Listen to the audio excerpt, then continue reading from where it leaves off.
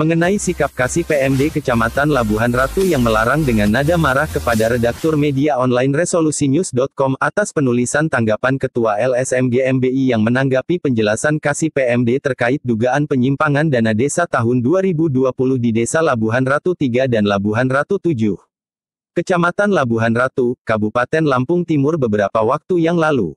Kasih PMD dianggap tidak mengerti poksinya dan secara tidak langsung sudah mengangkangi Undang-Undang Pers Nomor 40 Tahun 1999 tentang pers yang mana diatur dalam pasal undang-undang tersebut yang berbunyi, siapapun yang dengan sengaja menghalang-halangi tugas wartawan dalam melaksanakan tugasnya, maka akan dikenakan sanksi pidana 2 tahun penjara atau denda 500 juta rupiah.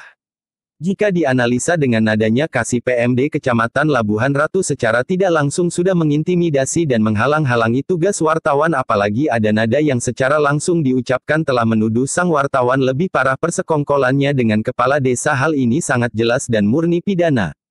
Herwandi melaporkan dari dengan Pak Burhan ya, Ketua LSM GEB Distrik Lampung Timur. Betul. Nah, jadi saya ingin bertanya Pak, apa sih tanggapan Bapak terkait tanggapan Ibu Asmida selaku Kasih PMD setelah membaca tanggapan Bapak di media online Resolusi News?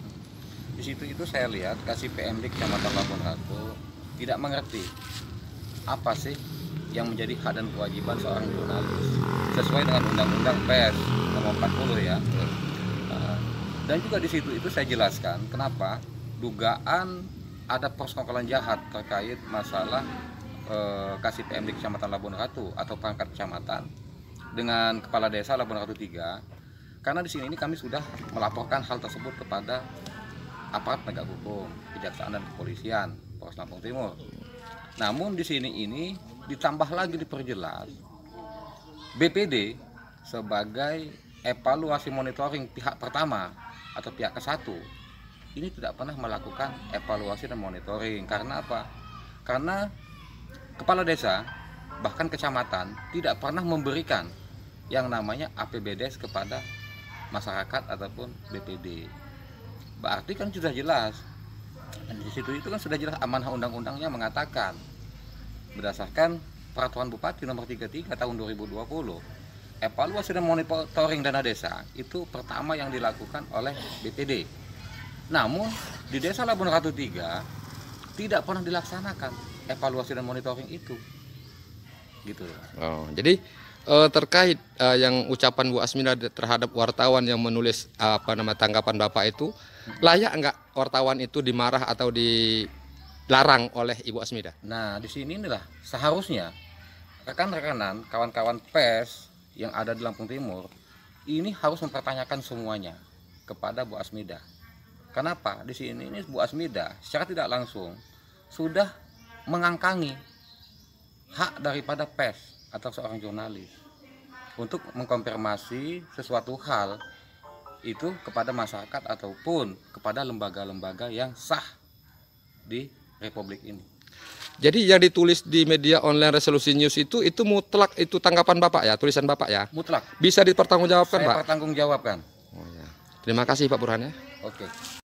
Ini tidak bisa melaksanakan tugas pokok dan fungsinya sebagai BPD karena di sini ini yang jelas memang sudah ada indikasi ya kan persekongkolan jahat antara pihak kecamatan dan desa. Seharusnya mereka yang lebih paham tentang aturan tersebut, gitu kan. Nah, jadi terkait dugaan penyimpangan dalam pembangunan infrastruktur itu apa sih yang diinginkan masyarakat ini sendiri? Nah, kalau di masalah infrastruktur, yang jelas kan begini, kita kan bisa sama-sama melihat apa sih yang menjadi dugaan ya korupsi dari anggaran sampai dengan pelaksanaan. Kita bisa duduk bareng antara masyarakat dengan masing-masing pihak, mulai dari pendamping sampai dengan Kasih PMD kecamatan. Jadi apakah LSM GBI siap mendampingi masyarakat untuk melaporkan atau bila mana diperlukan untuk melakukan aksi demo? Ya, kami sudah rencanakan untuk aksi yang ketiga kalinya terkait masalah laporan-laporan kami. yang sudah kami masukkan kepada pihak penegak hukum, dan ini pun untuk yang ketiga kalinya, karena dari pihak Intel Kejari sendiri sudah mengatakan nunggu sampai dengan tutup buku, karena di situ itu baru bisa nanti masuk kategori korupsinya. Begitu. Jadi apakah tidak lebih baiknya itu diperbaiki, apa lebih baik diproses secara hukum, Pak? Nah, untuk diperbaiki atau diproses itu kan sudah menjadi hak dan kewenangan mereka yang menentukan nanti ya. Kalau kita di sini ini hanya melihat daripada nilai dan pelaksanaan, tidak lebih daripada itu. LSM GMBI sendiri melihat penyimpangan itu dari sudut mana? Dari semua sudut, mulai dari pembangunan sampai dengan pelaksanaan tentang penanganan wabah COVID yang sekarang ini lagi marak. Kalau boleh tahu berapa kakak yang mendapatkan BLT dana COVID dari dana desa tersebut? Dana desa yang dianggarkan untuk COVID di desa Labuan Ratu 3 ini sudah terlampirkan semua di dalam surat kami. Itu semua tidak sesuai dengan jumlah ataupun dari peraturan yang sudah ditetapkan oleh pihak-pihak desa. Seperti itu. Jumlahnya sendiri kalau boleh tahu kakaknya berapa kakak, Pak? Untuk kakak sih itulah yang saya katakan tadi, karena itu sudah ada terlampir dalam surat, saya sendiri lupa. Oke. Dengan jumlah. Terima kasih banyak, Pak Burhan. Pak Harun selaku BPD ya di Desa Labuan Ratu 3 ya. Ya, oke. Jadi menurut Bapak beserta masyarakat letak penyimpangan dana desa tahun 2020 ini di mana sih, Pak? Ya seperti bangunan ini, posyandu ini nggak sesuai dengan anggaran, Pak. Anggaran. Itu sudah dalam analisa, Pak ya? Iya. Nah, terus apa lagi, Pak? Ya seperti paving block. Yang di lapangan, Pak ya? Ya, di lapangan itu kan nggak sesuai dengan jumlah anggaran. Terus apa lagi, Pak? Di drainase. Itu tidak sesuai juga. Tidak sesuai juga. Terus katanya ada jembatan juga, Pak? Jembatan tuh di dusun 6 itu, Pak. Itu anggarannya berapa, Pak? 5, itu, Pak. 51, itu. Itu tidak sesuai juga, Pak ya? Itu tidak sesuai itu, Pak. Jadi artinya Dusun 5 itu. 56 lah perbatasan. Jadi artinya penyimpangan dana desa ini ke setiap infrastruktur dan juga dana COVID itu sudah pasti, Pak ya? Iya. Jadi menurut Bapak sendiri apa sih yang diinginkan oleh masyarakat Desa Labuan Ratu 3 ini? Ya mintanya semuanya transparan itu, Pak. Transparan. Nah, selama ini kan tidak pernah ada transparan ke masyarakat.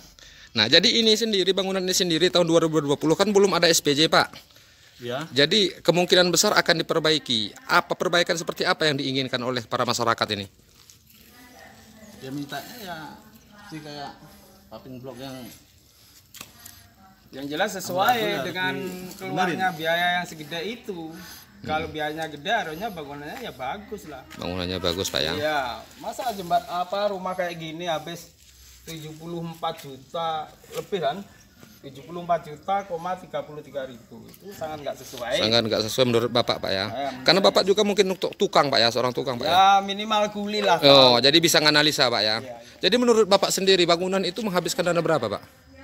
Kalau ini ya, ini 40 itu udah gede loh, Pak. Udah gede, Pak ya. Udah gede, iya betul. 40 nggak nyampe lah.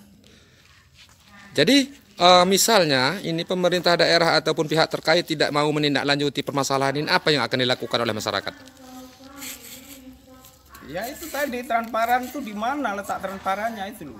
Ya, ketika pemerintahan ini terbit, terus pemerintah daerah ataupun pemerintah terkait tidak mau menindaklanjuti permasalahan ini, apa yang akan dilakukan oleh masyarakat Labuan Ratu 3? Kalau menurut kami sebagai masyarakat nih, Pak, saya sangat nggak terima sekali. Kalau seandainya nanti itu tidak ditindaklanjuti, kami bisa melaporkan, Pak. Akan dilaporkan, Pak ya. Terus ketika dilaporkan tidak ditindaklanjuti juga, apa yang akan dilakukan oleh masyarakat? Nanti demo, Pak. Kami akan demo ya, Pak ya. Demo lagi, Pak. Oke. Ya, jadi untuk realisasi dana desa tahun 2020 ini dianggap oleh masyarakat tidak sesuai ya, dan juga tidak ada transparansi. Oke, makasih banyak, Pak ya. Dengan Bapak Harun ya, selaku anggota BPD, Pak ya. Ya. Saya mau bertanya, Pak, terkait pembangunan dana desa tahun 2020 ini, apakah anggota BPD itu memegang RAP atau rencana anggaran perbelanjaan? Tidak megang. Tidak megang. Jadi Bapak sendiri selaku anggota BPD tidak tahu persis pembangunan itu? Iya, tidak tahu. Oke, terima kasih Pak ya. Iya, Pak.